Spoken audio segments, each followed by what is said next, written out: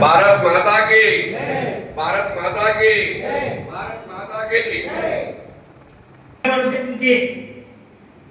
కాకినాడ జిల్లా ఓబీసీ మోర్చా అధ్యక్షులు, BJP party senior most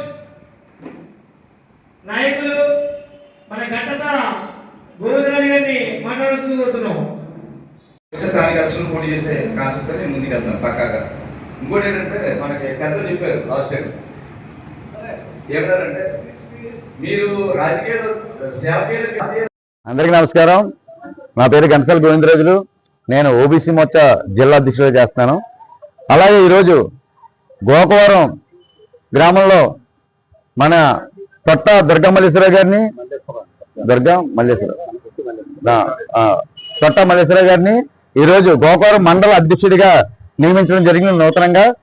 అలాగే ఈ బాధ్యత అంటే మా అదృష్టం ఏంటంటే ఈరోజు ఆయన టీచర్గా వాలంటీర్ రిటైర్మెంట్ తీసుకొని పార్టీకి సేవ చేయాలనే దృక్పథంతో నరేంద్ర మోడీ గారి ఆశయాల్ని ప్రతి గ్రామానికి తీసుకెళ్లాలనే ఉద్దేశంతో ఈరోజు ఆయన స్వచ్ఛందంగా రావడం మాకు ఎంత ఆనందం ఈ రోజున.